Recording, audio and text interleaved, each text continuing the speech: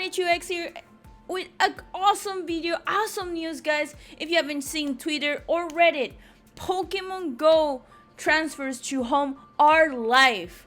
There is a catch though, you do have to be a level 40 on Pogo to start this. Which, I mean, if you are a big fan of Pogo and play it a lot, it will be, you know, you should probably already be level 40. If not, the updates will be rolling out very soon.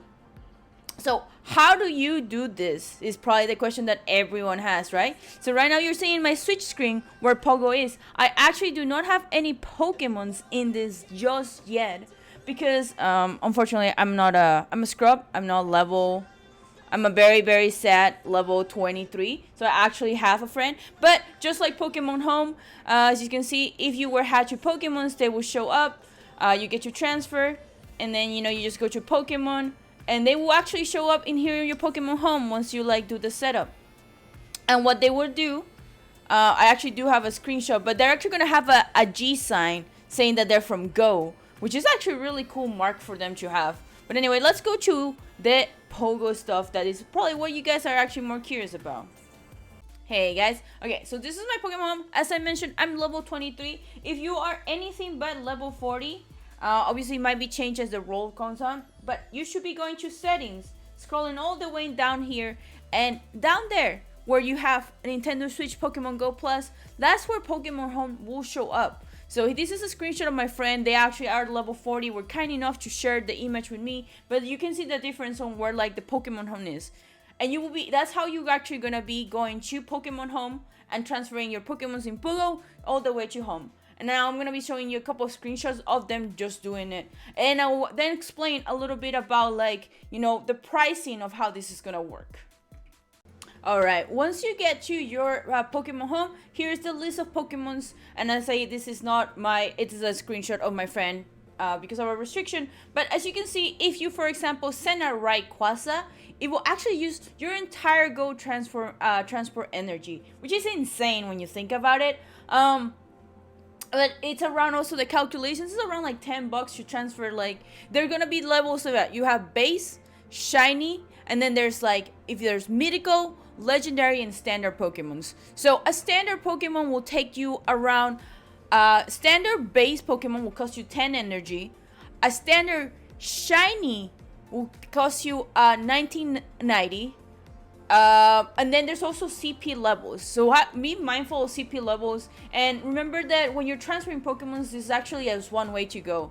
So just to show you the video right now on the side, let's go of them just transferring. They transfer an Eevee obviously because you don't want to use all your energy right away, even though Rayquaza is a really cool shiny in my opinion. They actually have a lot of cool shinies, but yeah, so they're transferring their Eevee, they transfer, and then it goes to home. It's actually a really cool animation. It's pretty straightforward and you just do it like that. You can shoot as many as you can, and then the bar will tell you. And if you're actually using too much, it actually will also give you a warning about over here that you don't have enough energy. So they were trying to get a bunch of Mantines, Sparrows, and because they already sent their Rayquaza Google, they couldn't do more. So this is actually a pretty cool feature, and I really hope that we get it pretty fast. But and then at the end of the animation you also have hey, are you sure you want to send?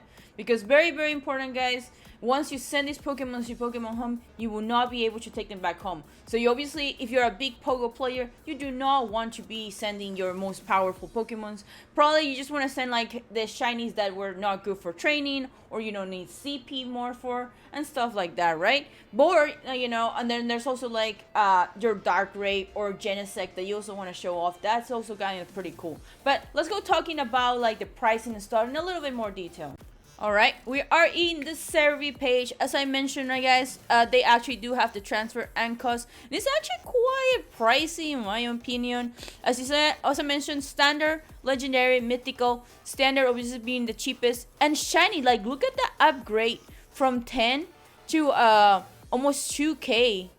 Actually, that is 2k. So it's 2k for the shiny, and then a plus 100 and plus 300 depending on CP, just for standard Pokemon alone, guys. So this will not be a crazy where everyone is just gonna take forever and Luna. Obviously, there's a charge if you want to skip it, but I don't recommend you guys just yet to use monetary. They might like, you know, reduce the price or stuff like that.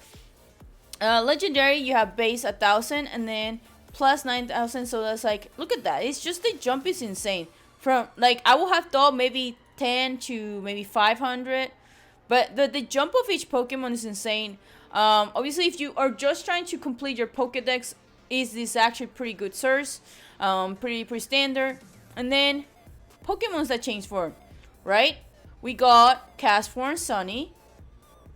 In the Pokemon Home, they will have actually the same picture.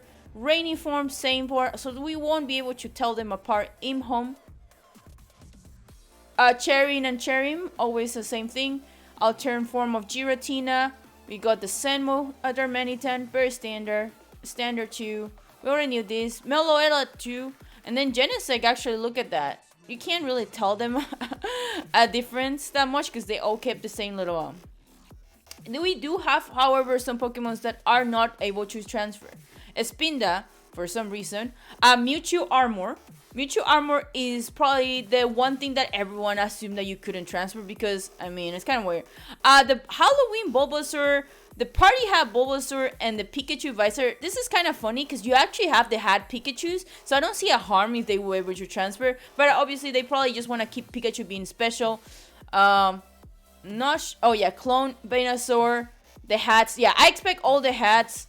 And then we got Turtle, we got Blastoise, and this is funny because the original cap not being transferable, even though we actually already got like the original contrast, is kind of really weird. But yeah, we got a bunch of cap Pikachus that we won't be able to take home with us in actual. Oh my god, the Mimikyu. So yeah, you guys got the link will be at the description below. There is a lot of Pokemons that are still not transferable. Most of them are the customizations, which makes sense because, I mean, the game is already loaded with so many Pokemons. Adding like these specific things probably could potentially break it. Imagine if it is competitive and stuff like that.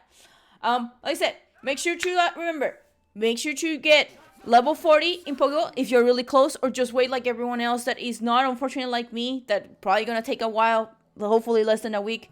Make sure you be level 40, then you can do the transfer a day. Once you have the access to it, make sure to transfer at least one Pokemon, guys, from home to site, just to get the Gmax Melmeta. If you do not want that Gmax Melmeta, well, that's up to you, but highly recommended. It's a really great Pokemon. It's pretty cool.